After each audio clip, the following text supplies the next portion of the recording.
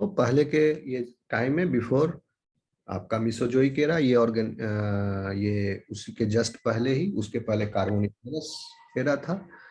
During ये that time, after the end of carboniferous era, these micro organisms came to the existence. After that, उसके बाद कोई भी plant के टुकड़े जमीन पर गिरे वो सब डिकम्पोज हो गए।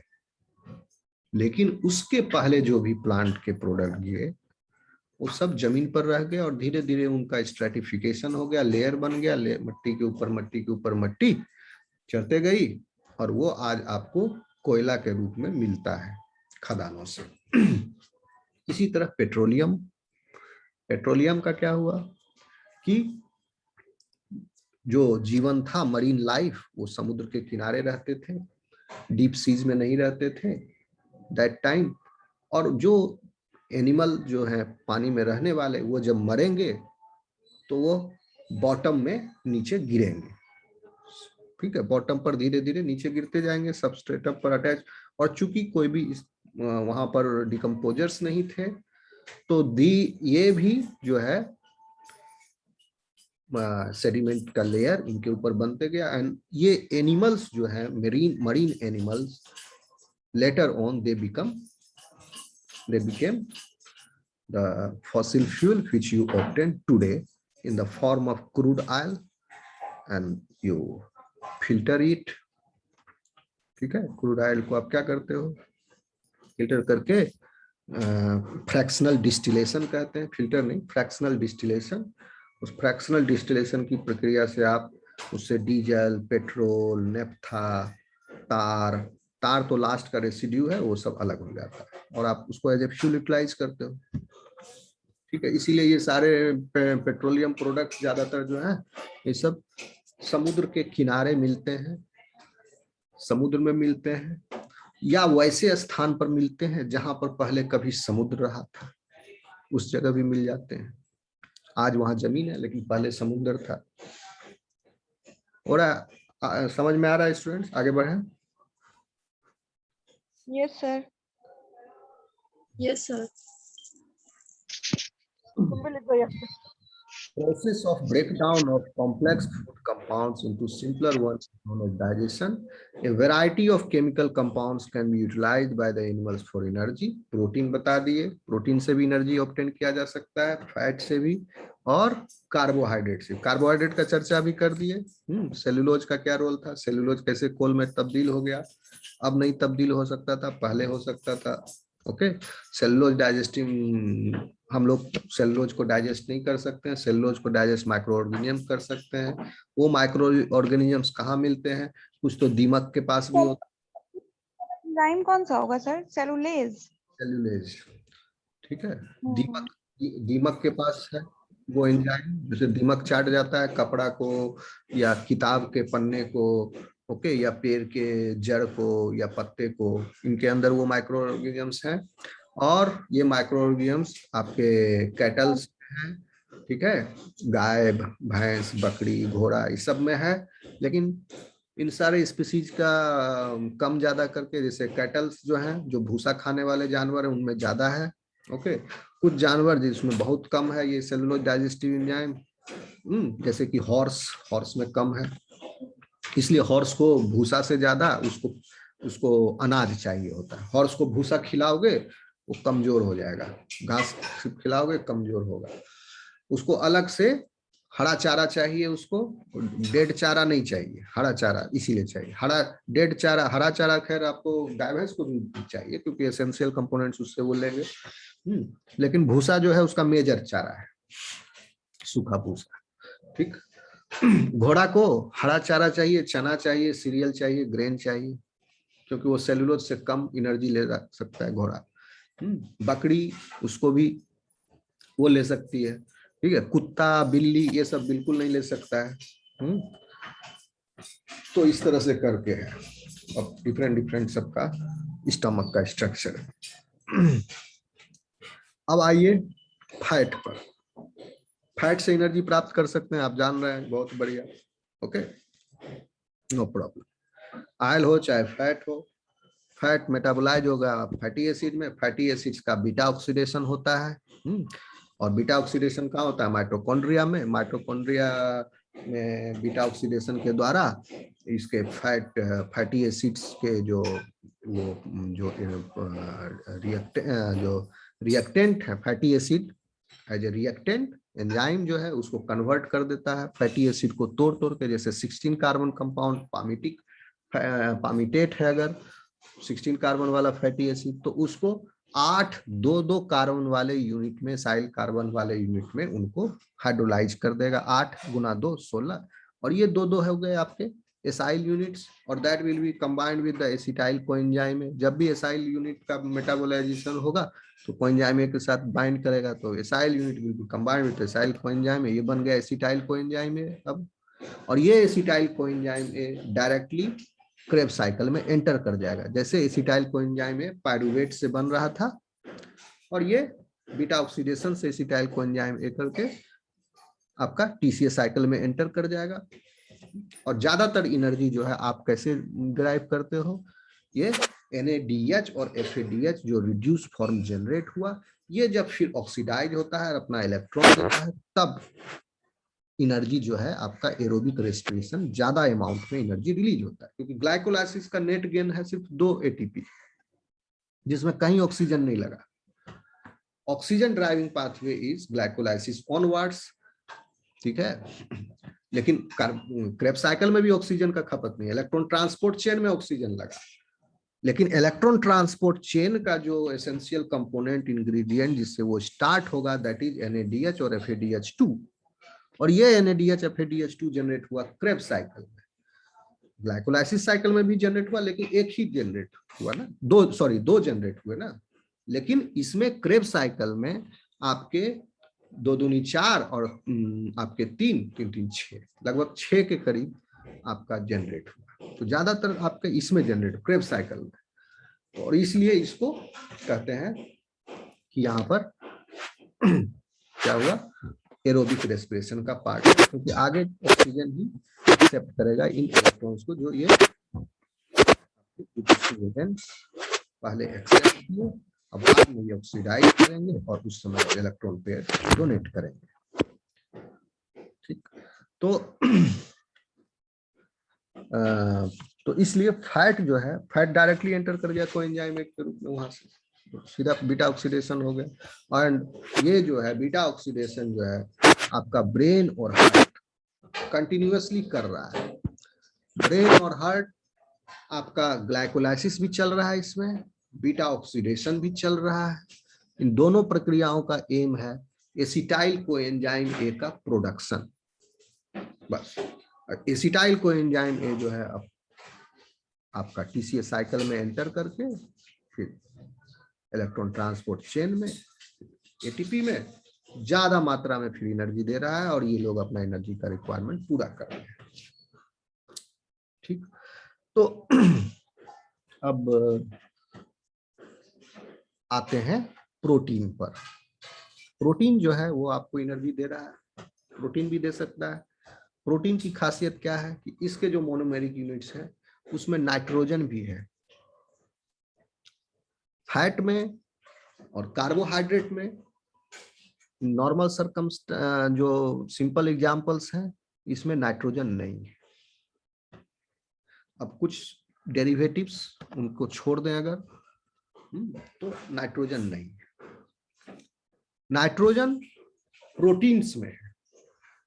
प्रोटीन्स में क्यों है? क्योंकि हर अमाइनो एसिड्स के पास एक अमाइनो ग्रुप, कम से कम एक अमीनो ग्रुप है ही, क्योंकि अमाइनो एसिड्स आर ड्यूटेरायन।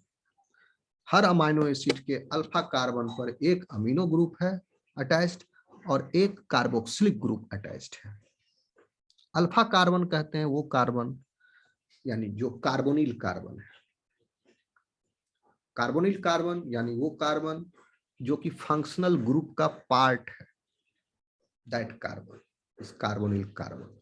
या that carbon sorry, carbonyl carbon. Alpha carbon and carbonyl carbon are different in the amino acid. वो कार्बोहाइड्रेट का सोच लिया नहीं। देखिए इसमें देखो फिगर बनाना पड़ेगा आपको। ये अमाइनो एसिड का स्ट्रक्चर है, ये अल्फा कार्बन है, इसको अल्फा कार्बन बोलते हैं। इस पर एक कार्बोक्सिलिक ग्रुप है, फिजियोलॉजिकल स्टेट में COO- फॉर्म में रहेगा, और NH4+ स्टेट में, सॉरी NH3+, और एक तरफ हाइड्रोजन है, और fourth one is the R group. तो देखिए हर अमाइनो एसिड, अब R ग्रुप में भी एक्स्ट्रा अमाइन या कार्बोक्सिलिक ग्रुप हो सकते हैं, जिसके आधार पर amino acid will be basic और एसिडिक, ये हो सकता है। लेकिन सिर्फ अभी अल्फा, इसमें देखिए alpha carbon is this one, but the carbonyl carbon is this one, COO, ये कार्बोनिल कार्बन है, and this is the carbonyl nitrogen. ठीक, तो ये जो है आपका प्रोटीन जो है, अब इसको एनर्जी ऑब्टेन कैसे होगा, क्योंकि ये भी कार्बन स्केलेटन है, तो कोई कार्बन स्केलेटन एनर्जी दे सकता है, बशर्ते एंजाइम मौजूद होना चाहिए। क्या एंजाइम मौजूद है आपके सिस्टम में? यस, एंजाइम इज देयर, तो इससे एनर्जी ऑब्टेन कर सकते हैं। बहुत तरह के अमाइनो एसिड्स हैं, और कैसे एनर्जी ऑब्टेन होगा इन अमाइनो एसिड्स का फिर मेटाबॉलिज्म होगा। I didn't get, okay. और चूंकि नाइट्रोजन है हर अमाइनो एसिड के पास, और इस नाइट्रोजन का फिर मेटाबॉलिज्म होना जरूरी है, और इसी नाइट्रोजन की वजह से यह नाइट्रोजन जब एक्सेस हो जाता है, तब यह नाइट्रोजन वेस्ट बन जाता है, यानी इनको एक्सक्रीट करना जरूरी है। आप कहोगे सर हम वेस्ट क्यों निकालते हैं, सब कुछ इनकॉर्पोरेट कर ले बॉडी में। हम जो खाना खा रहे हैं उससे कार्बोहाइड्रेट और फैट जो ले रहे हैं वो तो कहीं वेस्ट में नहीं जा रहा है, हम सारा का सारा, जो सही बात है, हम फैट और कार्बोहाइड्रेट, ये जो कार्बन स्केलेटन है उसमें कोई प्रॉब्लम नहीं, या तो हम यूटिलाइज कर लेंगे उसको, या यूटिलाइजेशन के बाद बचेगा तो उसको हम स्टोर कर लेंगे। कार्बोहाइड्रेट भी यूटिलाइजेशन के बाद बचेगा तो उसको हम स्टोर कर सकते हैं in the form of glycogen animals में, और प्लांट स्टोर करते हैं in the form of starch. Fat अगर बच गया यूटिलाइजेशन के बाद, एनर्जी प्रोसेस के बाद, तो fat will be stored in the adipose tissue of the animals in the form of triglycerides. Okay, carbon skeleton है, नो प्रॉब्लम स्टोर करने में, जो बच गया स्टोर कर लिया। लेकिन अब कार्बन स्केलेटन में नाइट्रोजन भी है, can you store it? Can your body store it? Can it afford to store it? No. समझ रहे बात को? इसका एक टेम्पोररी पूल ही बनाया जा सकता है, और उस पूल को टेम्पोररी रखा जा सकता है, तो इसीलिए अमाइनो एसिड पूल होता है। यह अमाइनो एसिड जो है, अब चूंकि पूल है, कॉन्स्टिट्यूएंट अमाइनो एसिड टूटे थे, इसमें अमीनो ग्रुप भी है, कार्बोक्सिलिक ग्रुप भी है, आर ग्रुप में भी एसिडिक ग्रुप, अब बेसिक ग्रुप हो सकते हैं। इसलिए यह पूल अगर ब्लड में एक्युमुलेट होते रहे, और इसका जो स्टोरेज फॉर्म है, यानी ये अमाइनो एसिड ब्लॉक्स हैं, ये किसी प्रोटीन को ही बनाएंगे, बच गए, एक्स्ट्रा है, तो यह पूल एक सीमित दायरे में ही रहेगा, मतलब छोटा पूल ही रहेगा, ये कोई पूल बड़ा नहीं हो सकता है। अदरवाइज ब्लड में मेटाबॉलिक एसिडोसिस हो सकती है, डिपेंडिंग अपॉन कौन सा प्रोटीन ज्यादा खा रहा है। कोई ऐसा प्रोटीन है जिसमें एसिडिक अमाइनो एसिड्स ज्यादा है संख्या में, तो उसके breakdown products acidic amino acid will be more in the blood, blood will be acidic, and metabolic acidosis is lethal. तो ये नाइट्रोजन कंटेनिंग कंपाउंड्स को कैटाबोलाइज करना, या मोर प्रिसाइजली मेटाबोलाइज करना इज वेरी नेसेसरी, जो बच जाएंगे। ठीक है, तो यही आप यूरिया साइकिल में पढ़ेंगे, नेक्स्ट सेमेस्टर में होगा आपका यूरिया साइकिल। जो बच गए इसलिए इनको वेस्ट शरीर से बाहर निकालने की जरूरत है, इसीलिए इनका प्रोडक्शन होता है यूरिया के रूप में। हम लोग करते हैं, टेरेस्ट्रियल एनिमल्स यूरिया बनाते हैं। जो मरीन एनिमल्स हैं वो आपके अमोनिया बनाते हैं। अमोनिया हम लोग भी बनाते हैं, पहले इनका NH4 है बस ammonia, sorry NH3 is the ammonia. Ammonia हम लोग भी बनाते हैं, but ammonia is highly toxic. It is very toxic for the brain and other tissues. So if it stays in your body, ammonia, for a longer period of time, it will damage the organs. So इसलिए evolution में ये select हुआ कि ammonia जैसे ही release होगा blood में, ammonia will be converted into urea using ornithine and citrulline. दो स्पेशल तरह का अमाइनो एसिड है जो कि प्रोटीन्स में नहीं पाया जाता, वो यूरिया साइकिल के पार्ट, ऑर्निथिन एंड साइट्रोलिन। और फिर उसका आर्जिनिन भी बनता है, उसमें आर्जिनोजेनेसिस होती है। ये बताएंगे आपको, सेमेस्टर 2 में पढ़ाएंगे, एक लंबी प्रक्रिया है। तो इस प्रकार से हमारा नाइट्रोजन जो है वो रिसाइकल्ड होता है, रिसाइकल नहीं कहेंगे, वो बॉडी से एलिमिनेट आउट होता है, जो एक्स्ट्रा नाइट्रोजन बच जाता है। ओके, आइए समझ में बात। तो इस Yes, sir. Protein carbon skeleton utilise हो जाएंगे आपके ग्लूकोनियोजेनेटिक पाथवे के द्वारा। ग्लूकोनियोजेनेसिस कहते हैं कि formation of glucose from other sources, other origins, not from the carbohydrate. If A amino acid like alanine is converted back to glucose, then this process will be termed as gluconeogenesis, यानी glucose molecule नियोजेनेसिस, नया generation हुआ। तो सबके pathways हैं। Okay, तो generate हो गया, या alanine will be converted into acetyl coenzyme A. बहुत सारे अमाइनो एसिड्स हैं। एसिटाइल कोएंजाइम ए जो है वो एक तरह से समझ लीजिए 0 माइल है, चौराहा है। जहां पर ये एसिटाइल कोएंजाइम ए चौराहा है, 0 माइल है। ग्लाइकोलाइटिक पाथवे से एसिटाइल कोएंजाइम ए जनरेट हो रहा है। बीटा ऑक्सीडेशन पाथवे से एसिटाइल कोएंजाइम ए जनरेट हो रहा है। फिर प्रोटीन का जो मेटाबॉलिज्म हो रहा है अमाइनो एसिड्स का, उससे भी एसिटाइल कोएंजाइम ए जनरेट हो रहे हैं। And this acetyl coenzyme A बाद में ये नेक्स्ट स्टेप में क्रेब्स साइकिल में एंटर कर गया, फिर इलेक्ट्रॉन ट्रांसपोर्ट चेन में एंटर किया,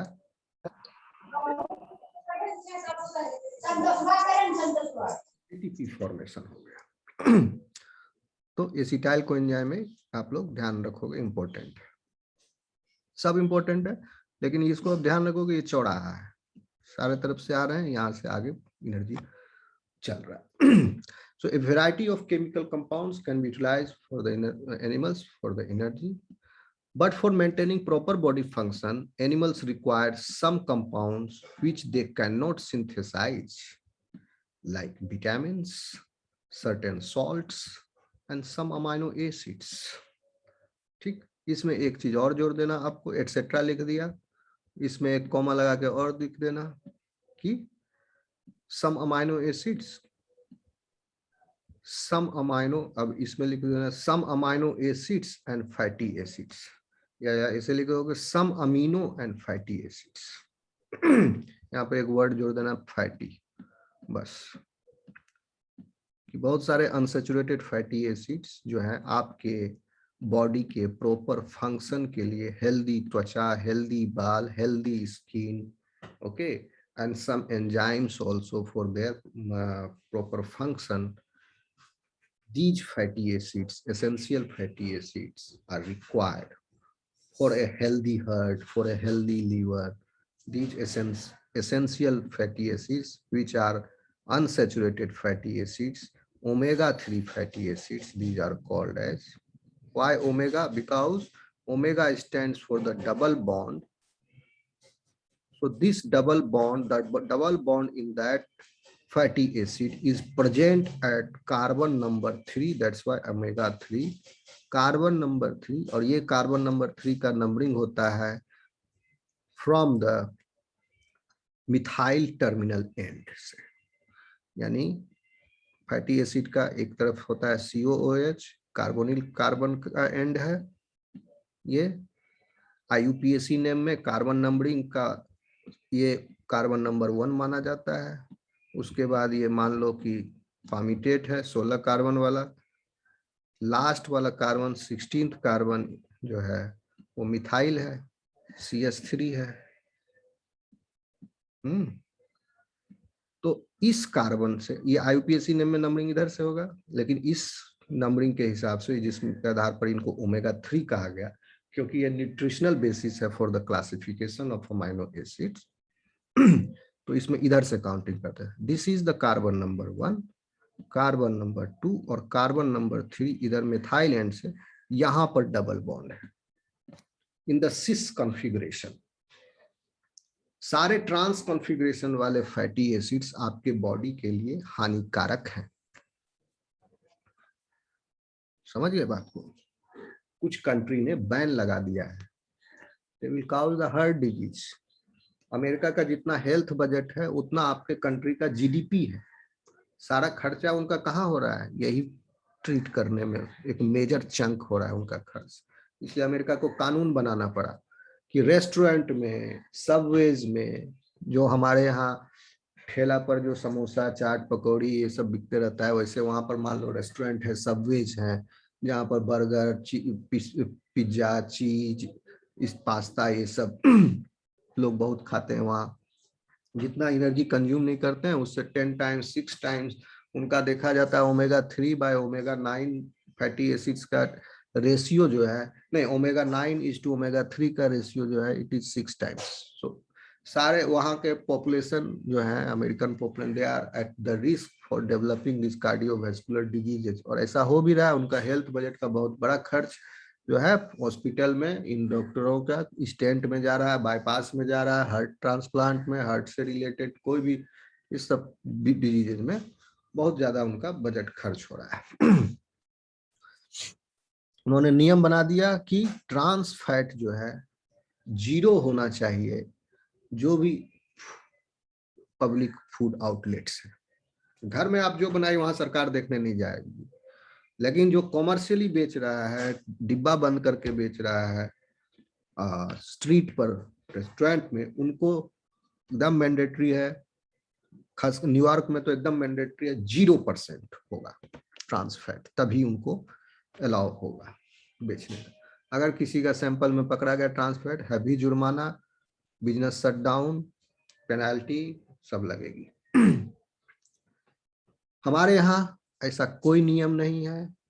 आंख मूंद करके लोग छना हुआ, तला हुआ, रोड के किनारे काला काला कढ़ाई में जल जल के एक लेयर के ऊपर दूसरा लेयर, तीसरा लेयर हो गया है, उसमें बार बार छना रहा है, हो रहा है, चल रहा है।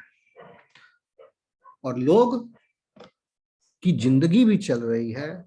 ऐसा नहीं कि हेल्दी लाइफस्टाइल चल रहा है, लोग बीमार पड़ रहे हैं, लोगों का हार्ट ऑपरेशन बढ़ रहा है, कार्डियोलॉजिस्ट की संख्या, डॉक्टरों की संख्या भी बढ़ रही है, कार्डियक सेंटर्स भी बढ़ रहे हैं, हॉस्पिटल भी बढ़ रहे हैं, लोग भी मर रहे हैं। And this is the business which is flourishing on the cost of your problem.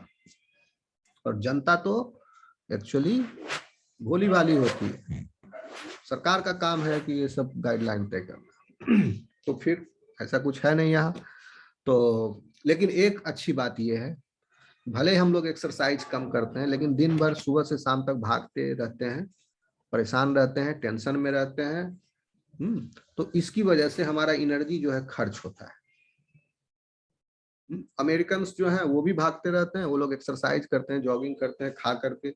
Australia में मैं गया था, वहां देखता था कि दोपहर का खाना खाने के बाद, यहाँ कहीं प्रैक्टिस, अगर दोपहर में खाने के बाद कोई दौड़ना शुरू कर दे रोड पर, कहेगा पागल है। वहां पर जॉब करता था लोग, ऑफिस, मतलब गया ऑफिस में 8 बजे से 12 बजे तक काम किया, फर्स्ट सिटिंग, लंच किया, 1 बजे से 2 बजे तक दौड़ेगा, उसके बाद फिर ऑफिस आएगा, फिर काम करेगा, फिर घर जाएगा, फिर घर में दौड़ेगा। तो they are very much health conscious. उनको पता है, दे आर एजुकेटेड, उनको ये पता है। उनको कैलोरी बर्न करना है तो करते हैं। हम लोग कैलोरी को बर्न दूसरे तरीका से करते हैं, लड़ाई झगड़ा फसाद, दंगा फसाद, ये वो, तू मैं, फालतू का बात करना, दिन भर गप करना, फालतू का दिमाग लड़ाना, चुगलबाजी, लगाई बुझाई, ये सब करते रहते।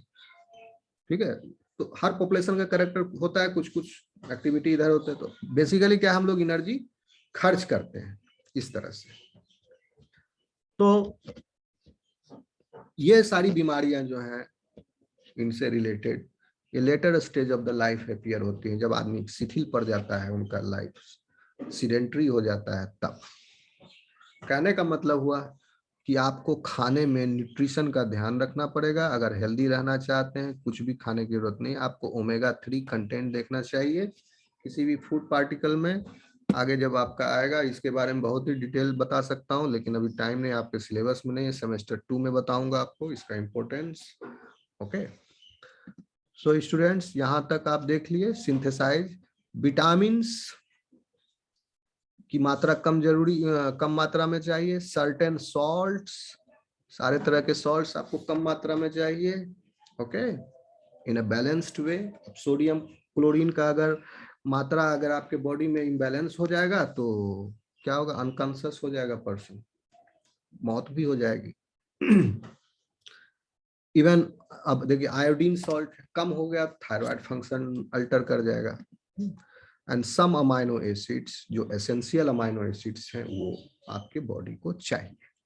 कुछ अमाइनो एसिड्स जो है डेवलपमेंटल स्टेज स्पेसिफिक होते हैं, जैसे कि वो अमाइनो एसिड्स बच्चों को चाहिए लेकिन बड़ों को नहीं चाहिए।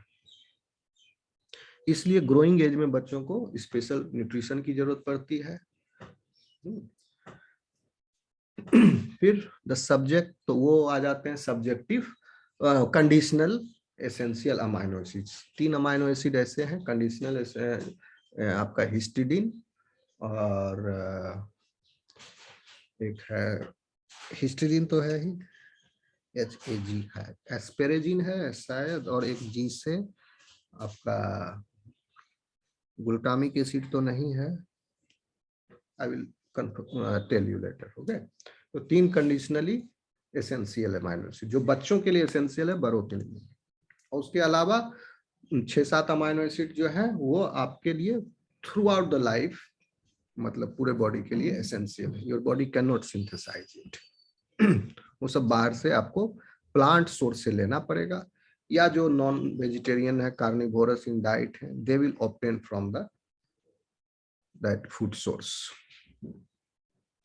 So the subject dealing with these supplies मतलब ये न्यूट्रिशनल सप्लाई जो अभी बताए हो, इसको कहते हैं nutrition. This is the subject nutrition. Okay students, तो आज बहुत हो गया, आज की क्लास यहीं पर रहने दें, नेक्स्ट क्लास में कंटिन्यू करेंगे। सर मेरा अटेंडेंस है। अब बनाएंगे, रुको ना, अभी पहले क्लास को एंड करने दो। तो कोई सवाल करना है आप? नहीं, ठीक है।